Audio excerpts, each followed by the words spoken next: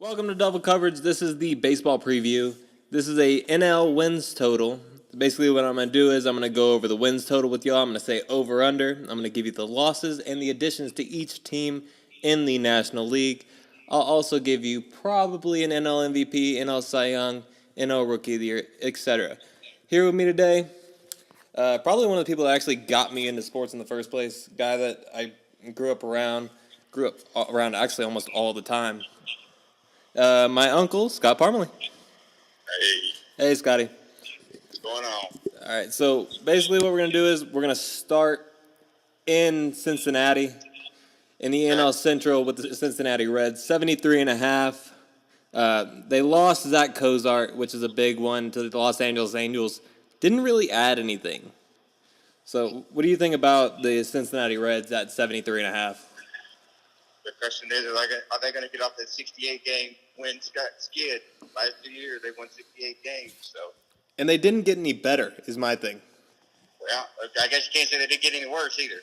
Right. That's I've never seen a division take such a nap like the NL Central did. Besides, really, the St. Louis Cardinals didn't do anything. No, and they're usually about the only team that you ever hear really ever do anything.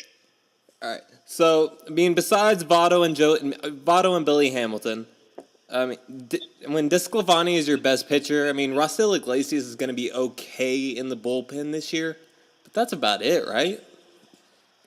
Yeah, I think Iglesias had 28 saves last year. Yeah, and he's now out of 68 wins. So it's a third. Yeah, it's basically a third. He's saved you a third of your games. He's out there scrapping, which means Right. The fact that he saved 28 of your games just means you were close to losing 28 more. Yeah. That's just what that means. Iglesias is a good closer on a bad team. Joey Votto, perennial MVP candidate. There's not a lot that you can say about him. And you're not even going to have your key starting pitcher for Homer Bailey. So yeah, when Homer Bailey is a bright spot on your team, you have way bigger issues. Right. I think I'm gonna have to go with the under with the Reds. Yeah, this is a bad team in a good division, so I think it's a hard under for me.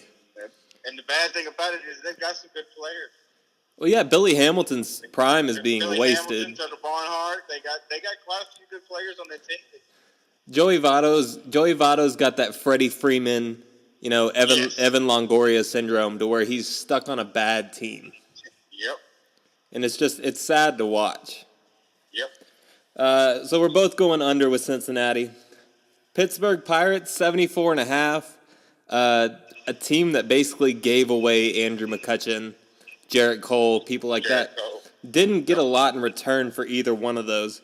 They did add Corey Dickerson, who was a good addition from the Tampa Bay Rays, but Michael Saunders is another addition, not a whole lot.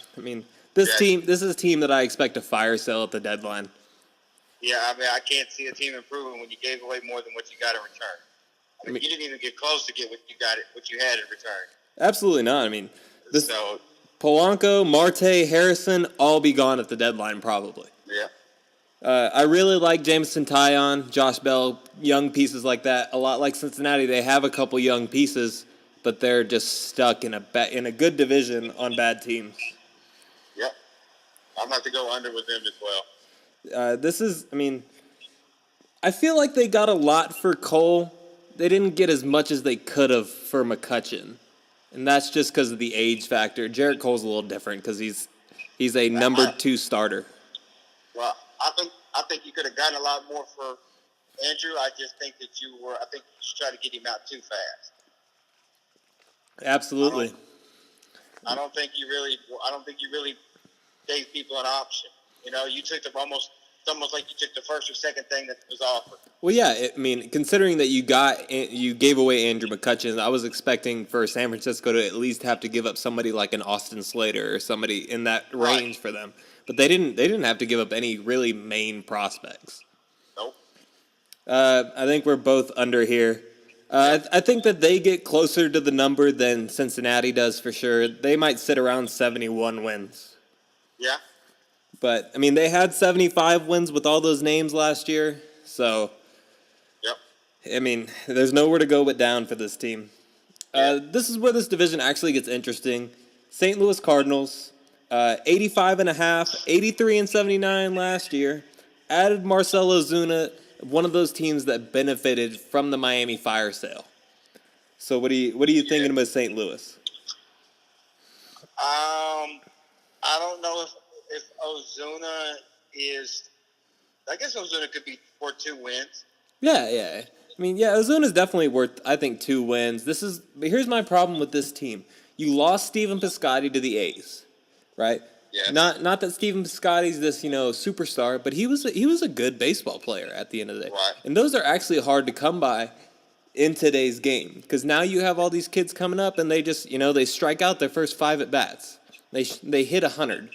When you have these middle-aged, 22 to 28-year-old players, I feel like you almost have to keep them and just almost balance your lineup.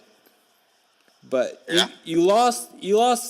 I hate saying his name. You lost Sung Hwan Ho to Toronto, and you lost Lance Lynn. So I mean, the rotation is going to be all right. It's probably going to include Carlos Martinez, who's could be a Cy Young candidate. Alex Reyes, who was supposed to be Rookie of the Year candidate last year before he had his surgery, and then you have Luke Weaver. So I don't think the rotation is going to be that big of a problem. And the Cardinals are one of those teams where you look at them on paper and you're like, there's no way this team can win 83, 84 games, and next thing you know, at the end of the season, they've got 87 wins. Yeah, out of nowhere too.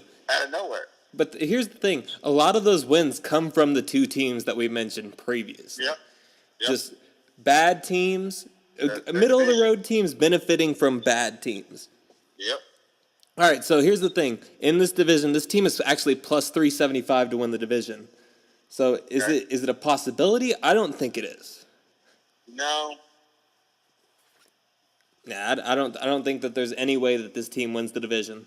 You have one of my favorite teams, which is the next team up, and then you actually have almost defending world champions 2 years ago, Chicago Cubs.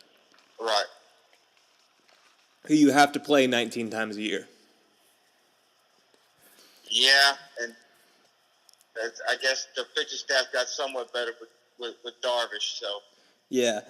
With the Cardinals, this is a very middle-of-the-road baseball team, right?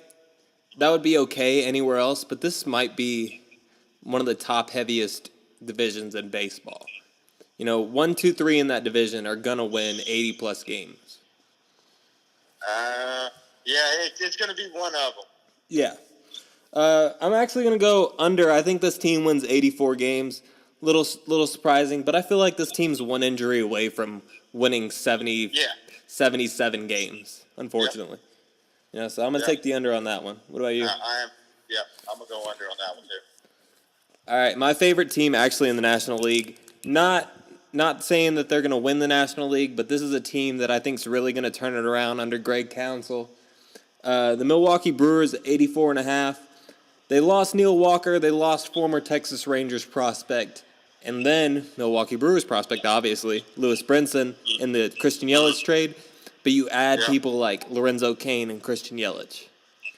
That Lorenzo Cain was a key signing. Yeah, it's big for that outfield, because now you're gonna have an outfield that could possibly even. I mean, I don't want to put a crown on Ryan Braun's head, but outfield could include Cain, Yelich, Braun, and then have Thames as a conditional player. Cain's got a lot of ground to cover out there. Yes, he does, and he can cover. He's got a lot of ground to cover out there because that's a big outfield.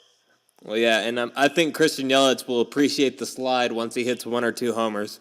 Seeing that mascot go down the slide. There's honestly there's very few things like it when a Brewer hits a home run. Watching them go down, it's pretty fun to watch. Yep. Chase Anderson's their ace. This is the Achilles heel for that team. I like this team a lot. This team, Jimmy Nelson's hurt, unfortunately, so that's really going to hurt the rotation. Wade Miley actually tore his groin yesterday. Oh. So that's another hit to that rotation. I really like this team. The only problem is with the new-ish, let's call it new-ish wild card format.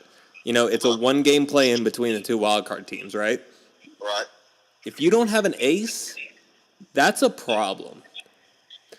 So I think that this team goes over the number, right? I think that they win probably 87, 88 games, right? Mm-hmm. But they're not getting past the wild card game simply because they don't have the pitching to do so. No, they definitely don't have. They definitely don't have the pitching right now. This is a team, though, that I see at the deadline that could possibly go get like a Chris Archer or somebody like that, Matt Harvey, people like that at the deadline. And if they do, it'll be a huge game changer for them. Yep.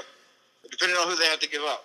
Yeah, because after the Brinson trade, they don't have a lot. Yeah. Because I was fixing to say to get Yelich, they didn't necessarily give up the farm, but they kind of gave up the farm. Yeah, to an extent. Right.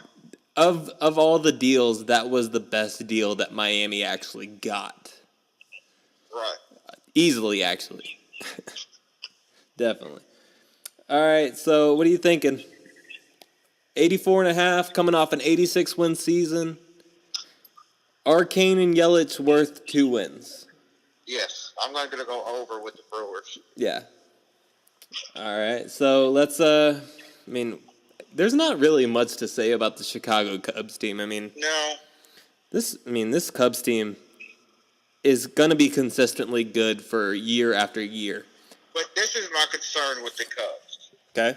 You gave up consistency in Arrieta to get a player that may give you 20 and you Darvish. Yeah. Here's my thing, right? Darvish did not have a good World Series. No. What is this team's destination if they're going to sign you Darvish? Obviously we found out that Darvish was tipping pitches, which a team that saw him almost the whole year until the trade deadline and then, the trade happened. It makes sense that the Astros' regularity with Darvish, resulted in him tipping pitches. Right. But you're probably going to run into them again, is the thing. Darvish is, the Astros are probably going to win the AL again this year. So that doesn't really help you at all, in my opinion. You basically traded, like you said, consistency in Jake Arrieta for you Darvish. And not only that, you lost probably the second or third. You lost a top 3 closer in Major League Baseball when you didn't re-sign Wade Davis. Right. You did sign people like Tyler Chatwood and you Darvish, but 93.5, coming off a 92 win season. I don't see how this team doesn't hit it. It seems really low. I just think that injuries could do this team in. Well, yeah, you're one Schwarber, Rizzo, Bryant injury away from the Brewers winning the division. Schwarber hasn't necessarily proved that he can stay healthy. All right, so here's my thing with Joe Madden. Okay, Joe Madden, he's a champion. He reminds me a lot of Pop and Belichick to a sense, right? A lot of Joe Madden teams take it easy during the regular season, especially when they're as good as they are. They take it easy, and that really can affect the win total.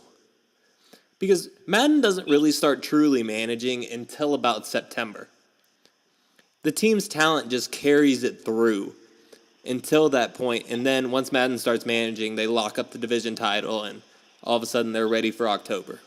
Right, which is kind of odd to me because you really couldn't manage like that during the American League East at that time. Oh, absolutely not. Absolutely not. But you saw it like the year. But it also went from the best division in baseball to the worst division in baseball. Yeah, people forget just a couple years ago that the Astros were the worst team in this division year after year. Yes.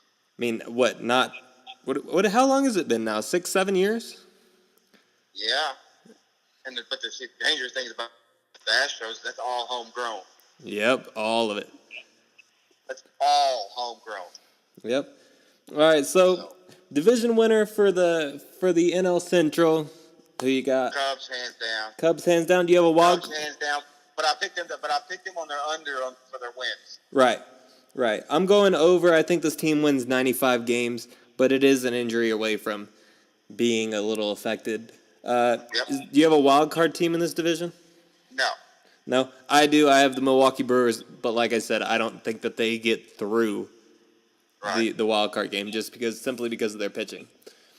All right, you guys, that was the NL Central. We'll come back with the NL West next, and I'll catch y'all later.